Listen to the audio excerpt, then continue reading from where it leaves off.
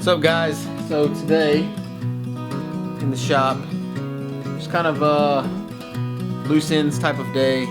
Still trying to figure this Goose thing out, man. I mean, I only got a phone book for instructions on the Big Stuff 3. It's actually not that bad.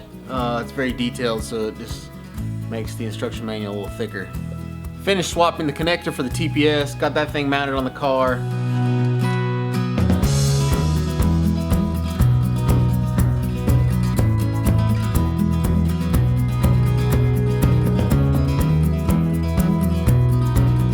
Still had to do the injector harness. The injector harness was a little bit different on this thing because each injector wire is numbered. Well, the harness that I got was specifically wired for a Chevrolet. And if you know anything about Chevrolet versus Ford, your 1 through 4 cylinders are on one side, 5 through 8's on the other side, and the Chevrolet, it alternates. So it wasn't gonna work. I actually had to pull the pins out, repin the harness itself to make it match what was actually gonna be on the car. It wasn't too terribly difficult, just time consuming.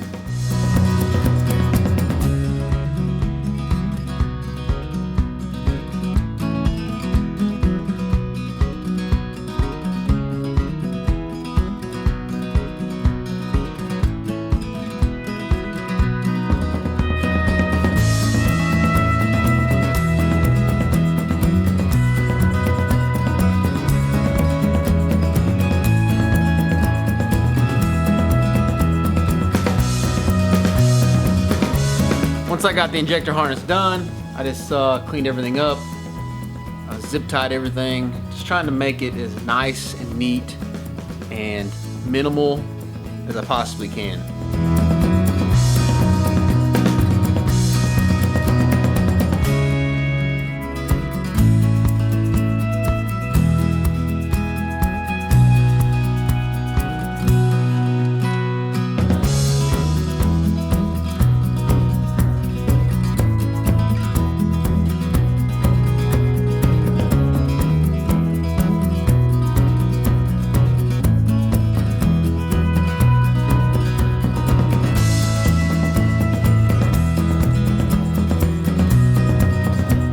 Also out here fooling with the AR a little bit. The thing's definitely my new obsession.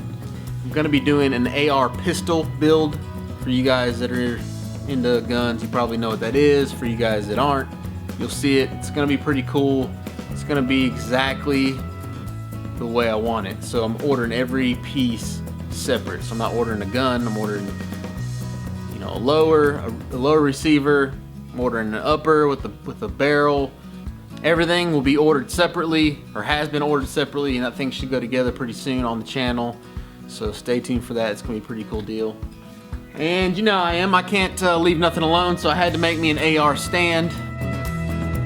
Little TIG welding, little shark hide. It just can't be normal.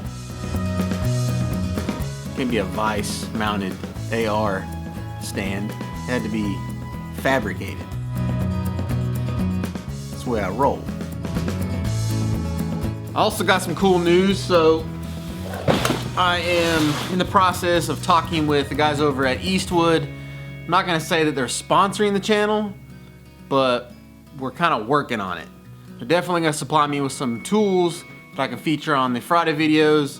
So hopefully this all works out for you guys as well as myself. Sent me a banner, so I'm sure I'll go somewhere in the shop. If you're not familiar with Eastwood, Eastwood carries a ton of fabrication, automotive-based tools and supplies. You can go check them out at eastwood.com, get a catalog. I'm telling you, man, they got everything you could ever need in here. I'm really excited about this partnership. Hopefully it works out real well for them. They've already sent me a bunch of stuff, some gloves, this pneumatic perfect panel tool. I'm gonna feature that on an upcoming Friday, so stay tuned for that.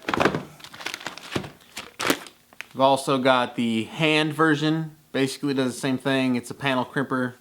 On the Bibster build, when I get to that thing, I plan on doing a bunch of hand formed sheet metal.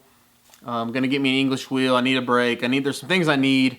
I'm hoping to be able to work out getting some of those tools from Eastwood. They've got great stuff. I'd love to feature them on the channel. So, like I said, y'all stay tuned. In the meantime, if you're not familiar with Eastwood, go check them out. Eastwood.com. What other kind of news do I got? Killfab.com. If you haven't been to Killfab.com in a while, I've got all new prints on there. Not all new prints. I've got like 4 new prints. They're a little bit different than what I've been doing in the past.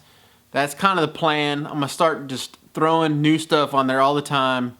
Kind of try to mix it up a little bit. It's good stuff. Go check it out. What else we got going on? Huh?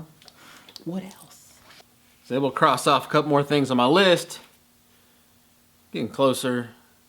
We're not ready to crank it though, fellas. Still got some work to do. Alright guys, that's pretty much it for today. Let's see, I'll leave you with a quote. Ooh, I got a good one. So if you follow me on Snapchat or Instagram, you've probably seen this already. I found this quote. I'm sure a lot of you guys are familiar with Austin Weiss. He's a fabricator into guns. He's got some pretty good stuff going on. If you don't already follow him, I would suggest go checking him out. Anyway, I found this quote of his, and it basically goes, "The people that say it can't be done shouldn't be interrupting the ones that are doing it." That is a great quote. I love that quote. And it kind of fits both sides. If you're out there telling people they can't do certain things, it can't be done, they can't do it, if you're spending all your energy being negative towards others, you yourself will never get anything done. And if you're on the other side of that, if you're trying to make things happen, you don't need to listen to them. They ain't got nothing better to do than try to keep you down. It's a telltale sign when somebody's negative that they're just not motivated enough to do it themselves. So they feel like they need to try to hold you back. The people that are negative out there, trying to hold you back from getting what it is that you want to get, doing the things in life that you want to do, they're just trying to keep you close to them because they can't or won't go out and do it themselves. So the easiest thing for them to do is try to hold you back. Don't play that game.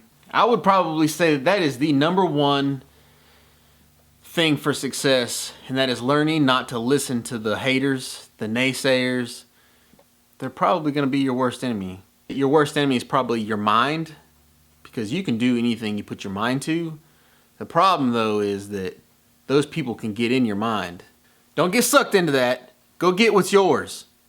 Go do work, son.